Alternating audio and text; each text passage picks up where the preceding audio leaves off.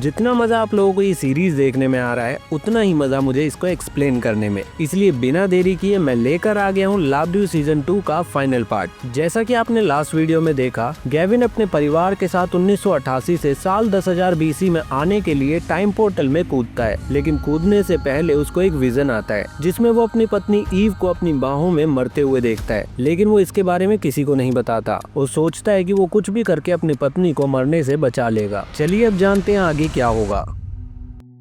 Gavin अपने परिवार और बाकी लोगों के साथ फिर से टाइम पोर्टल में कूदकर साल 10,000 BC में आ जाता है और इस समय में आने के बाद डॉक्टर सैम सबसे कहता है, मुझे लगता है कि हमें टाइम मशीन को बंद करने के बारे में कैंप के सभी लोगों को बता देना चाहिए, ताकि उन लोगों को भी पता रहे कि मशीन बंद होने के बाद वो लोग हमेशा हमेशा के लिए इसी समय में रह जाएंगे। सैम की ये बात सुनकर ईव और बाकी लोग उसको ऐसा करने से मना करते हैं, क्योंकि ऐसा करने से कैंप के लोग उन्हें मशीन को बंद करने नहीं देंगे और अगर टाइम मशीन बंद नहीं हुई तो ये टाइम पोर्टल अलग अलग समय में ऐसे ही खुलते रहेंगे, जिससे हमारी दुनिया तबाह हो जाएगी। अब ईव की ये सब बातें सुनकर सैम मान जाता है और फिर सब लोग दो हिस्सों में बंट जाते हैं। गेविन और इजी बिल्डिंग में जाते हैं ताकि वो लोग कैरोलिन को एक्सेस दे सके। वहीं कैरोलिन, ईव, सैम और बाकी लोग कैरोलिन के बनाए हुए एक रिसर्च सेंटर में जाते हैं, जहाँ से कैरोलिन वायरस को इजीली अपलोड कर पाएगी। अब रास्ते में जाते हुए गेविन थोड़ी अजीब सी बातें करता है, जिससे इजी समझ जाती है कि गेविन उससे जरूर कोई बात छुपा रहा है। इसीलिए वो अपने पिता को कसम देकर पूछती है, तो गेविन को बताना पड़ता है कि उसने अपने विजन में इजी की माँ ईव को मरते हुए देखा था, जिसकी वजह से वो थोड़ा परेशान है, क्योंकि वो ऐसा होने से रोकना चाहता है। अब ये बात सुनकर इजी अपने पिता को थोड़ा हौसला देती है कि वो दोनों मिलकर ईव को बचा लेंगे। इसके बाद वो दोनों बिल्डिंग में पहुंच जाते हैं, जहाँ पर वो गेविन के पिता जेम्स से मिलते हैं। जेम्स अपने बेटे को देखकर बहुत खुश होता है, लेकिन वो थोड़ा कंफ्यूज भी होता है कि आखिरकार गेविन वापस 10,000 BC में क्यों आ गया। वो अपने परिवार के साथ 1988 में रहकर भी तो अपनी लाइफ कंटिन्यू कर सकता था, जहाँ पर उसको सारी सुख सुविधाएं मिल जाती। इस पर गेविन अपने पिता से कहता है, पिताजी मैं वापस इसलिए आया हूँ क्योंकि मैं आपका साथ देना चाहता हूँ। इसी बीच इजी जेम्स से बिल्डिंग को दिखाने को कहती है, ताकि गेविन को थोड़ा टाइम मिल सके और वो कैरोलिन को बिल्डिंग का एक्सेस दे सके। वहीं दूसरी तरफ कैंप में जंगली गाय भैंसों का हमला होता है। वो देखते हैं कि वो भैंसें इतनी ताकतवर होती है कि उनका पूरा कैंप तबाह हो सकता है। इसीलिए वो लोग भैंसों के झुंड को रोकने के लिए प्लान बनाते हैं और इस प्लान को ल्यूकस लीड करता है, ताकि जंगली भैंसें कैंप की तरफ ना आए। ल्यूकस सब लोगों के साथ मिलकर कैंप के चारों तरफ आग लगा देता है,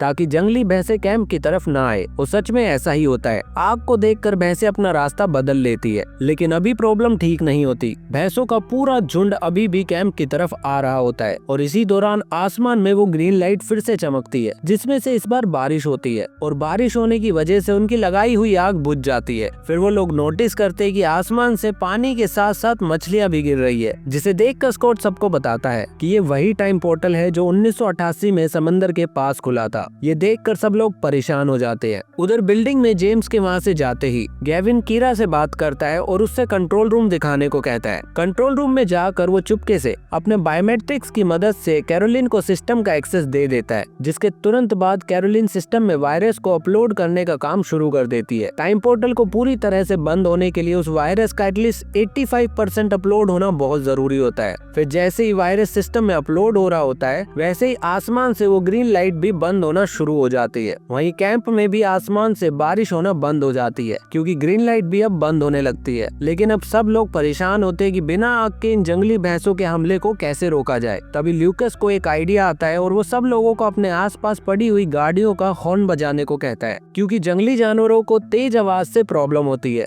ल्यूकस की बात मानकर सब लोग हॉर्न के साथ साथ तेज तेज चिल्लाने लगते हैं। उधर जंगली भैंसों का झुंड उनकी तरफ तेजी से आ रहा होता है, लेकिन ल्यूकस का ये आइडिया काम करता है और सारी भैंसें उनके कैंप के पास आते ही अपना रास्ता बदल लेती है। ल्यूकस के प्रेजेंस ऑफ माइंड की वजह से कैंप के सारे लोगों की जान बच जाती है। उधर बिल्डिंग में जेम्स को एहसास होता है कि सिस्टम में कुछ गड़बड़ है, इसलिए वो तुरंत कंट्रोल रूम में जाकर देखता है और गेविन को वहाँ पर खड़ा देखकर वो सब समझ जाता है। इसलिए वो गेविन से वायरस अपलोडिंग को रोकने के लिए कहता है और उसे समझाता है कि तुम्हारी माँ मुझे गलत समझती है कि मैं इस टाइम मशीन को बंद करना नहीं चाहता, लेकिन बात ये है कि समय के साथ हमने इस मशीन को अब काफी हद तक स्टेबल कर लिया है और आगे चलकर इसको पूरी तरह स्टेबल कर पाएंगे। मैं ये सब हमारी धरती के अच्छे फ्यूचर के लिए कर रहा हूँ और इसमें मेरा कोई फायदा नहीं है। इसी बीच इजी भी गेविन को समझाती है कि डैड, आपको विजन आया था कि माँ यहाँ पर मरने वाली है, लेकिन आप खुद सोचो अगर ऐसा सच में हुआ तो हम कुछ नहीं कर पाएंगे, लेकिन अगर टाइम मशीन चलती रही तो हम समय में वापस जाकर उनको बचा सकते हैं।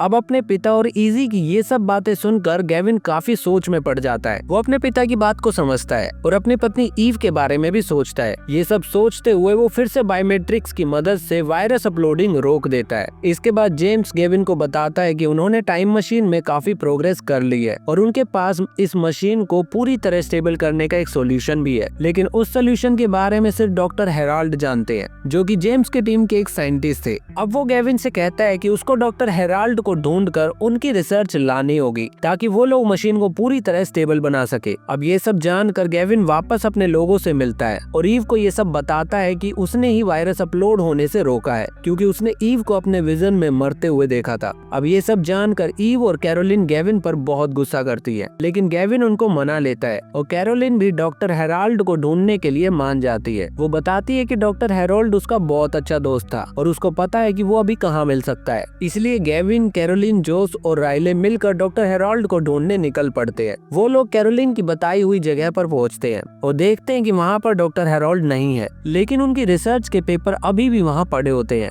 कैरोलिन देखती है कि उन्होंने अपनी रिसर्च पूरी कर ली है, लेकिन उस जगह पर उनकी रिसर्च के पूरे डॉक्यूमेंट नहीं है। इसलिए वो लोग डॉक्टर हेराल्ड को ढूंढने का काम जारी रखते हैं। काफी दिनों तक हेराल्ड की तलाश करते हुए एक दिन गेविन लेवी से मिलता है, जो कि उम्र में काफी बड़ा हो चुका होता है। गेविन लेवी को 10,000 BC में देखकर बहुत हैरान होता है और उससे पूछता है कि वो यहाँ क्यों और कैसे वापस आया। लेवी बताता है कि उनके जाने के बाद वो 1988 में पूरे 10 साल रहा, लेकिन टाइम पोर्टल खुलने बंद नहीं हुए। इसलिए 1998 में जो टाइम पोर्टल खुला उसमें कूद कर वो फिर से वापस आ गया, ये देखने के लिए कि आखिरकार कैरोलिन के पास वायरस होने के बावजूद भी तुम लोग मशीन को बंद क्यों नहीं कर पाए। अब गेविन लेवी को भी सारी कहानी बताता है, जिसे सुनकर लेवी भी उनके साथ डॉक्टर हेराल्ड की तलाश करने में लग जाता है। इसी दौरान सैम और राइले एग्जाइल की तरफ टेमिट को ढूंढने जा रहे होते हैं, जो कि एग्जाइल के ग्रुप का लीडर होता है, और तभी उन्हें वहाँ पर एक लड़की मिलती है जो कि बंधी होती है। उस लड़की की मदद करने पर सैम को पता चलता है कि वो वर्जाइल की पत्नी है, जो कि अभी कैंप के लोगों के साथ रह रहा है। एग्जाइल के लीडर टेमिट ने उसको धमकी दी है कि अगर उसने उनकी मदद नहीं की तो वो वर्जाइल की पत्नी को मार देगा।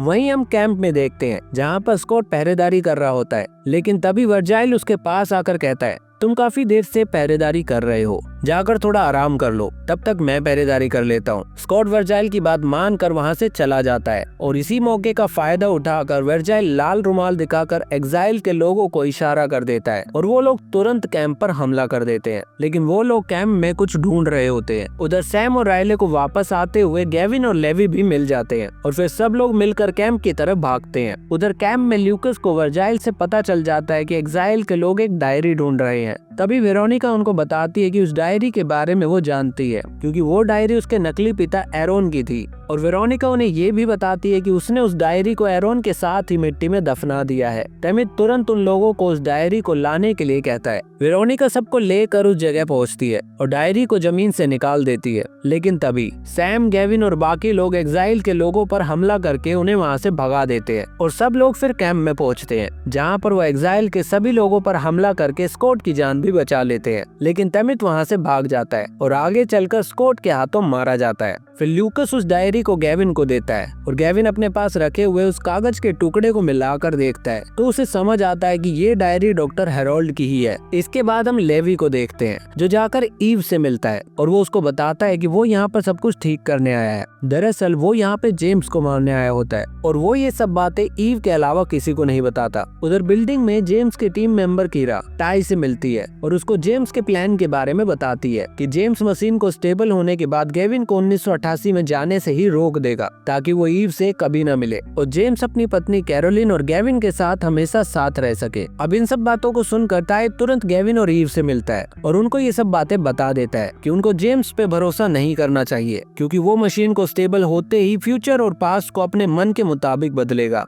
उधर दूसरी तरफ हम कैरोलिन को देखते हैं, जो डॉक्टर हेराल्ड की रिसर्च के पेपर के साथ अपने पिता साइलस के पास होती है। कैरोलिन को उसकी रिसर्च में कोई प्रोग्रेस होते नजर नहीं आती, इसलिए वो वापस गेविन के पास जाने का फैसला करती है, तो साइलस उससे रिसर्च के पेपर मांग लेता है ताकि वो आगे की रिसर्च जारी रख सके और कैरोलिन को गेविन के पास जाने देता है। लेकिन कैरोलिन के जाने के थोड़ी देर बाद ही वहाँ पर कोई आता है और साइलस को गोली मारकर उसके हाथों से वो रिसर्च के पेपर ले जाता है। उधर कैंप में हम देखते हैं कि टाई गांव के लीडर पारा के साथ शादी कर रहा होता है, जिसमें सब लोग शामिल होते हैं। यहीं पर जब कैरोलिन गेविन से मिलती है तो अपनी माँ को डॉक्टर हेरोल्ड की कंप्लीट रिसर्च की डायरी देता है, जिसे पाकर कैरोलिन बहुत खुश होती है। उधर जेम्स को देखकर लेवी ईव को बताता है कि वो जेम्स को खाने में जहर देकर मार देगा। इसके साथ साथ वो ईव को ये भी बताता है कि साल 1988 में उनके जाने के बाद वो एक लड़की से मिला जिसके साथ उसने शादी करी और उनका एक बच्चा भी था। लेकिन जेम्स की वजह से वहाँ पर टाइम पोर्टल खुला जिसमें उसका हंसता खेलता परिवार मारा गया और लेवी अपने परिवार की मौत का जिम्मेदार जेम्स को ही मानता है, इसलिए वो उसको मार देना चाहता है। फिर वो सीधा जेम्स से मिलने जाता है और उसको एक ड्रिंक ऑफर करता है जिसमें जहर मिला होता है। लेकिन तभी ईव भी वहाँ आ जाती है और जेम्स को वो ड्रिंक पीने से रोक देती है। फिर कुछ देर बाद गेविन को भी लेवी की सच्चाई पता चल जाती है और उसको लेवी पर बहुत गुस्सा आता है, इसलिए वो लेवी को कैंप छोड़कर चले जाने को कहता है और खुद अपनी माँ कैरोलिन के पास जाता है। गेविन के जाते ही ल्यूकस और वेरोनिका साइलस को जख्मी हालत में लेकर कैंप में पहुँचते हैं, जहाँ पर साइलस ईव को बताता है कि वो लोग वहाँ पर पहुँच चुके हैं। वहीं गेविन अपनी माँ कैरोलिन को देखता है कि किसी ने उसको गोली मार दी है। अपनी माँ को मरा हुआ देखकर गेविन को लगता है कि ये सब उसके पिता जेम्स ने किया है और वो उन पर गुस्सा करता है, लेकिन जेम्स बताता है कि ये सब उसने नहीं किया, भला वो अपनी ही पत्नी को क्यों गोली मारेगा। वो गेविन को ये भी बताता है कि वो जोस और इजी से मिलकर बहुत खुश है और अब वो गेविन की हिस्ट्री बदलना नहीं चाहता। अब ये सब जानकर गेविन का शक कीरा पर जाता है, क्योंकि वही थी जो सबको जेम्स के खिलाफ भड़का रही होती है और सच में ऐसा ही होता है। हम देखते हैं कि कीरा उस डायरी को लेकर वहाँ से जा रही होती है। इसके बाद जेम्स भी ये बताता है कि उसने जब से कीरा को प्रोजेक्ट से बाहर किया है तब से वो उससे नाराज थी, क्योंकि वो उस बिल्डिंग की इंचार्ज बनना चाहती है और जैसा कि अब वो रिसर्च वाली डायरी भी उसके पास है तो वो बिल्डिंग में जाकर कुछ भी कर सकती है, इसलिए हम सबको मिलकर उसको रोकना होगा। गेविन और ईव जेम्स के साथ तुरंत कीरा को रोकने के लिए निकल पड़ते हैं। जोस और इजी को साइलस के पास छोड़ देते हैं। उधर कीरा बिल्डिंग में पहुंचकर पूरी तरह बिल्डिंग पर कंट्रोल पा लेती है और वहीं पर लेवी भी बिल्डिंग के पास मौजूद होता है और वो पूरी बिल्डिंग को बम से उड़ाने की तैयारी कर रहा होता है। फिर थोड़ी देर बाद जेम्स, गेविन, टाई और ईव भी एक लॉयल गार्ड की मदद से बिल्डिंग के अंदर घुस जाते हैं और इसी दौरान लेवी भी उनके पीछे पीछे बिल्डिंग के अंदर चला जाता है। वो लोग सीधा कंट्रोल रूम में जाते हैं और गेविन के बायोमेट्रिक्स की मदद से बिल्डिंग का कंट्रोल अपने हाथ में ले लेते हैं। तभी गेविन लेवी को देखता है जो कि पूरी बिल्डिंग में बम लगा रहा होता है। गेविन उसको देखकर समझाने की कोशिश करता है कि उसको ऐसा नहीं करना चाहिए, लेकिन लेवी कुछ भी सुनने को राजी नहीं होता। उधर ईव जेम्स को देखती है कि वो तो मशीन में कुछ और ही काम कर रहा होता है। उसे समझ आता है कि जेम्स बदला नहीं है, वो सच में गेविन को 1988 में जाने से रोकना चाहता है ताकि वो अपनी पत्नी और बेटे से मिल पाए। अब ये सब देखकर ईव जेम्स को रुकने के लिए कहती है। तभी हम देखते हैं कि बिल्डिंग में बाकी सब लोगों को भी लेवी के बॉम्ब के बारे में पता चल जाता है, इसीलिए सब लोग बिल्डिंग से तुरंत बाहर भागते हैं और थोड़ी देर बाद बिल्डिंग में बहुत बड़ा धमाका होता है और पूरी बिल्डिंग तबाह हो जाती है। अब बिल्डिंग के तबाह होने के बाद अगले दिन सब लोग कैंप में एक साथ होते हैं और डिसाइड करते हैं कि अब उन लोगों को इसी समय में रहना पड़ेगा, इसीलिए सब लोगों को सरवाइव करने के लिए काम शुरू कर देना चाहिए, क्योंकि टाइम मशीन तबाह हो चुकी है और अब अपने समय में वापस जाने का कोई रास्ता नहीं बचा है। फिर जब गेविन साइलस से मिलता है तो साइलस गेविन को एक बहुत बड़ी बात बताता है। वो गेविन को डॉक्टर हेरोल्ड की डायरी पढ़कर बताता है कि डॉक्टर गेरोल्ड ने इस डायरी में एक जगह का नक्शा बनाया है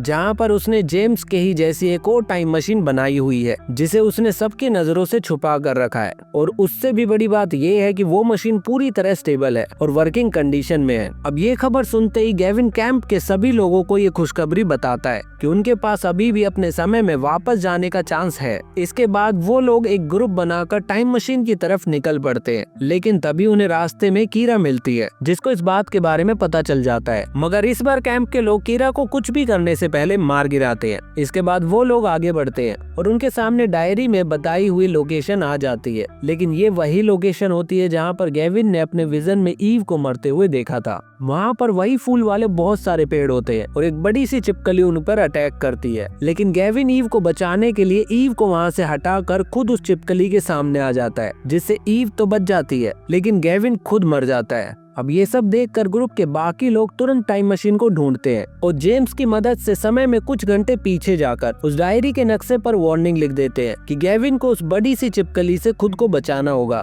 इसके बाद वो लोग टाइम में वापस आ जाते हैं और वहाँ आकर वो देखते हैं कि गेविन भी उनके सामने खड़ा होता है, क्योंकि उसने वो वार्निंग पढ़ ली होती है। मतलब कि डॉक्टर हेरोल्ड की बनाई हुई टाइम मशीन बहुत अच्छे से काम कर रही होती है और एकदम स्टेबल होती है। इसके बाद कैंप के सभी लोग अपने अपने समय में वापस जाने के लिए तैयार हो जाते हैं। हम ल्यूकस और वेरोनिका को देखते हैं, जो कि अब एक दूसरे के साथ होते हैं और वेरोनिका अब ल्यूकस के बच्चे की माँ बनने वाली होती है। वो लोग वापस 2024 में जाकर शादी करने का प्लान करते हैं। लेकिन इसी बीच हम लेवी को देखते हैं, जो कि अपने हाथ में बने हुए एक अजीब से टैटू को देखकर कुछ सोचता है, जिससे हमें पता चलता है कि लेवी किसी सीक्रेट सोसाइटी का मेंबर है और वो किसी मकसद से कैंप में वापस आया होता है। इसी बीच हम जेम्स को देखते हैं, जो कि गेविन पर हमला करके उससे कहता है कि अगर हम टाइम मशीन से अपने मन की ही ना कर पाए तो इसका क्या फायदा। वो अभी भी बदला नहीं होता और वो गेविन को 1988 में जाने से रोकना चाहता है। ये सब देखकर गेविन अपने पिता से हाथापाई करने लगता है और इस हाथापाई के बीच में जेम्स के हाथ से गोली चल जाती है, जो कि सीधा टाइम मशीन में जाकर लगती है। गोली लगने से टाइम मशीन अनस्टेबल हो जाती है, लेकिन जेम्स गेविन से डायरी को लेकर समय में वापस जाने लगता है। गेविन इस बार अपने आप को रोक नहीं पाता और वो अपने पिता पर गोली चला देता है। लेकिन मरते हुए जेम्स गेविन को एक और राज की बात बताता है। वो बताता है कि गेविन की एक बहन भी है, जिसका इस टाइम मशीन से बहुत गहरा कनेक्शन है। इतने में ही गेविन का परिवार भी वहाँ आ जाता है और वो लोग देखते हैं कि टाइम मशीन अनस्टेबल होने की वजह से अब दुनिया भर में अलग अलग समय में टाइम पोर्टल्स खुलने लगे हैं। बाहर खड़े कैंप के लोग भी आसमान में देखते हैं कि वहाँ पर बहुत सारी ग्रीन लाइट बन चुकी है। वहीं गेविन अपने परिवार के साथ वहाँ से बाहर आता है, लेकिन तभी ईव वापस जेम्स के पास जाकर वो डायरी लेकर आती है, लेकिन तभी वहाँ का दरवाजा बंद हो जाता है। हालांकि ईव उस डायरी को टूटी हुई खिड़की की मदद से गेविन को दे देती है और पीछे से वो टाइम मशीन ईव को अपने अंदर खींचकर किसी और समय में भेज देती है। अब गेविन, इजी और जोस बाहर जाकर देखते हैं कि वहाँ पर और भी ज्यादा तबाही हो चुकी होती है।